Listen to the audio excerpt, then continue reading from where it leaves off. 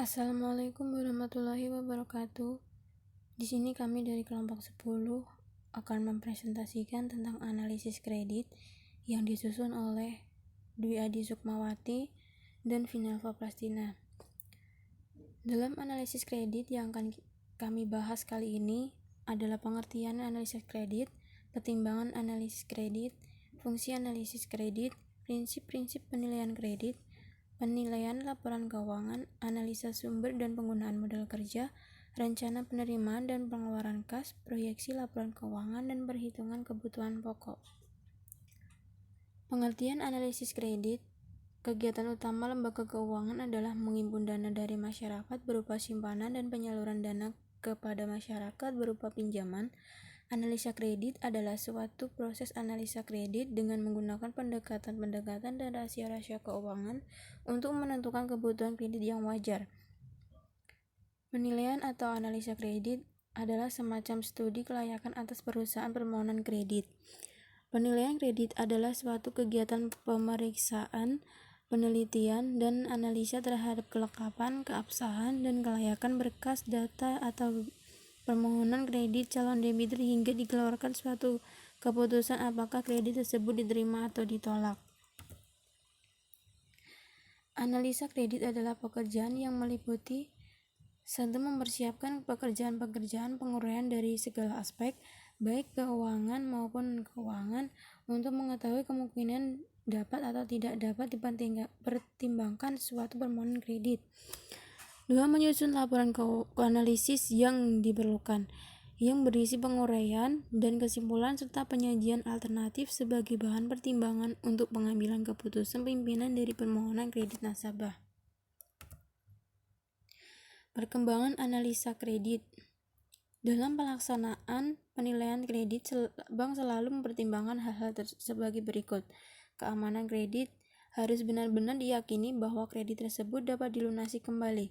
Terarahnya jumlah penggunaan kredit, bahwa kredit akan digunakan untuk tujuan sejalan dengan kepentingan masyarakat atau sekurang-kurangnya tidak bertentangan dengan peraturan yang berlaku. Menguntungkan baik bagi bank berupa penghasilan bunga maupun bagi nasabah yaitu berupa keuntungan dan semakin berkembangnya usaha. Fungsi analisa kredit yaitu sebagai dasar bagi bank dalam menentukan tingkat suku bunga kredit dan pinjaman yang disyaratkan untuk dipenuhi nasabah sebagai sarana untuk pengendalian risiko yang akan dihadapi bank. Syarat kredit dan sarana untuk struktur, jumlah kredit, jangka waktu kredit, sifat kredit, tujuan kredit, dan sebagainya sebagai bahan pertimbangan pimpinan atau direksi bank dalam proses pengambilan keputusan sebagai alat informasi yang diperlukan untuk evaluasi kredit. Prinsip-prinsip penilaian kredit. 1. Karakter keadaan watak dari nasabah baik dalam kehidupan pribadi maupun dalam lingkungan usaha. Alat untuk memperoleh gambaran karakter calon nasabah dapat ditempuh melalui upaya meneliti riwayat hidup calon nasabah, meneliti reputasi calon nasabah tersebut di lingkungan usahanya, meminta bank to bank informasi, sistem informasi debitur, mencari informasi kepada asosiasi-asosiasi usaha di mana calon nasabah berada, mencari informasi apakah calon nasabah suka berjudi, mencari informasi apakah calon nasabah memiliki hobi berfoya-foya. Kapasitas. Jumlah dana atau modal sendiri yang dimiliki oleh calon nasabah. Semakin besar modal sendiri dalam perusahaan, semakin tinggi kesungguhan calon nasabah dalam meningkatkan usahanya dan bank akan merasa lebih yakin dalam memberikan kredit. Capacity. Kemampuan yang dimiliki calon nasabah dalam menjalankan usahanya guna memperoleh laba. Kegunaannya adalah untuk mengetahui sampai sejauh mana calon nasabah mampu untuk mengembalikan atau melunasi utang-utangnya secara tepat waktu. Pengukuran kapasiti melalui berbagai pendekatan, yaitu pendekatan historis, pendekatan finansial, pendekatan yuridis, pendekatan manajerial, dan pendekatan teknis. Kolateral, barang-barang yang diserahkan nasabah sebagai agunan terhadap kredit yang diterimanya. Pada hakikatnya, kolateral tidak hanya berbentuk kebendaan tetapi juga kolateral yang tidak berwujud seperti jaminan pribadi, letter of comfort, rekomendasi, dan avalis. condition of economy, situasi dan kondisi politik, sosial, ekonomi, budaya yang mempengaruhi keadaan perekonomian pada suatu saat yang kemungkinannya mempengaruhi kelancaran perusahaan calon debitur. Untuk mendapat gambaran-gambaran mengenai hal tersebut, perlu diadakan penelitian mengenai hal-hal antara lain keadaan konjungtur, peraturan-peraturan pemerintah, situasi politik dan perekonomian dunia, keadaan lain yang mempengaruhi pemasaran. Aspek-aspek yang perlu dinilai dalam penentuan kelayakan pemberian fasilitas kredit sebagai berikut. Aspek hukum atau yuridis, tujuannya untuk menilai keaslian dan keabsahan dokumen-dokumen yang diajukan oleh pemohon kredit. B. Aspek pemasaran. Dalam aspek ini dinilai besar kecilnya permintaan terhadap produk yang dihasilkan dan strategi pemasaran yang dilakukan oleh perusahaan, sehingga akan diketahui prospek usaha tersebut sekarang dan di masa yang akan datang. Aspek keuangan. Analisa aspek ini terhadap perusahaan pemohon kredit sangat menentukan jumlah dari kebutuhan usaha dan juga terpenting untuk menilai kemampuan berkembangnya usaha pada masa mendatang, serta untuk menilai kemampuan perusahaan dalam membayar kreditnya. Aspek teknik. Tujuan utama dari analisis ini adalah untuk mengamati perusahaan dari segi fisik serta lingkungannya agar perusahaan tersebut sehat dan produknya mampu bersaing di pasaran dengan masih memperoleh keuntungan yang memadai. Aspek manajemen. Penilaian ini digunakan untuk menilai struktur organisasi perusahaan, sumber daya manusia yang dimiliki, serta latar belakang pendidikan dan pengalaman sumber daya manusianya. Pengalaman perusahaan dalam mengelola berbagai proyek yang ada juga menjadi pertimbangan lain. Aspek ekonomi. Penilaian aspek ini digunakan untuk menganalisis dampak yang ditimbulkan dalam proyek atau usaha pemohon kredit terhadap ekonomi masyarakat dan masyarakat umum. Penilaian laporan keuangan. Cara yang umum diterima untuk memfasilitasi keadaan keuangan pelaporan keuangan dengan jalan pelaporan laba dan keterangan jawaban lainnya. Sebaiknya diusahakan seorang auditor dapat memberikan pandangan yang bebas tentang anggaran keuangan sebagai hasil dari pemeriksaannya terhadap pembukuan laba. Sebelum melangkah dalam penelitian, menentukan dan melaporkan laba rugi, maka perlu dipertimbangkan data yang diterima sudah sesuai dengan prinsip-prinsip akuntansi yang berlaku dan aman diterima. Sedapat mungkin diperoleh keuangan untuk beberapa periode atau minimal laporan keuangan 2 periode terakhir. Terkait dengan laporan ini, antara lain dapat diterapkan teknik analisis sebagai berikut. 1. Analisis per pos atau komponen adalah memeriksa atau menganalisis masing-masing pos yang ada di dalam setiap interaksi dengan laporan laba rugi. 2. Analisis persentase per komponen. Dalam teknik ini, laporan keuangan disajikan dalam persentase dari presentasi masing-masing pos terhadap total pengeluaran sementara. Untuk pos laporan laba persentase dihitung bea terhadap jumlah penjualan bersih. 3. Menganalisis. Dalam analisis ini, kita menentukan pos-pos dalam posisi dan melaporkan laba dalam periode dengan periode lainnya. Dengan analisis ini, akan dapat diketahui perubahan yang terjadi dan perubahan mana yang diteliti lebih lanjut.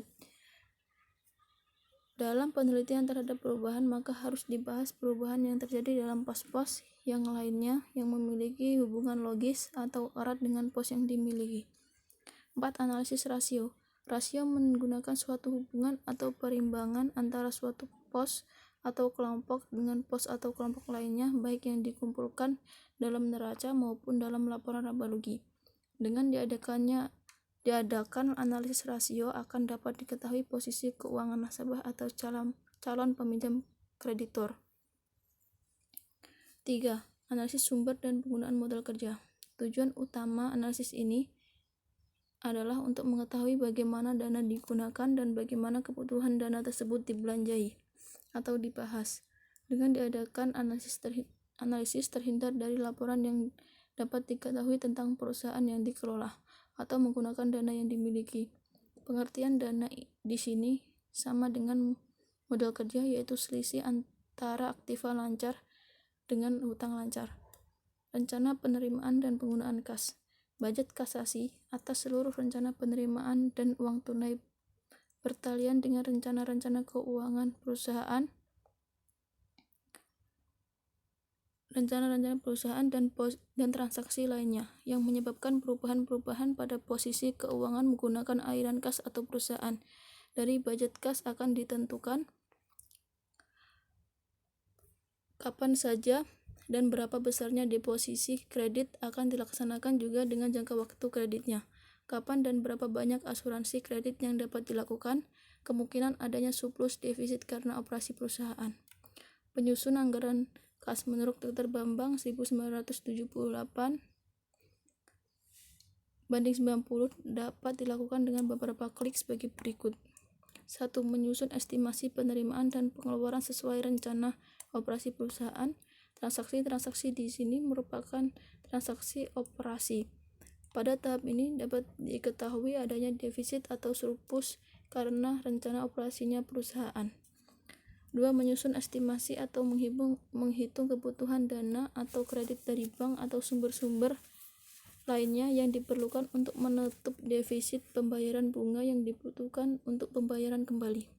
Transaksi-transaksi di sini merupakan transaksi finansial. 3. Menyusun kembali estimasi penerimaan dan pelaporan setelah transaksi finansial dan budget kas yang final merupakan gabungan dari transaksi operasional dan transaksi finansial yang mengkaji penerimaan dan pembayaran kas internasional. Proyek laporan keuangan. Pemantauan kredit khusus dalam perizinan, di samping harus dilampiri laporan keuangan 2 tahun terakhir, juga harus membuat laporan keuangan dan pelaporan laba minimum untuk 1 tahun berikutnya. Dari proyeksi alokasi dan laporan laba ini dapat dianalisis dengan teknik yang sama dengan laporan keuangan sebelumnya. Selain itu perlu diterapkan metode atau teknik analisis yang lain, yaitu analisis break-even. Dengan analisis ini akan dapat diketahui penjualan minimal yang harus disetujui agar tidak meningkat. Penilaian proyek investasi. Setelah memperoleh gambaran tentang keuangan yang baik untuk masa lalu atau waktu yang akan datang, maka langkah selanjutnya adalah mengadakan penelitian terhadap rencana proyek investasi itu sendiri, yaitu yang diperlukan berdasarkan spesifikasi proyek investasi yang dilaksanakan.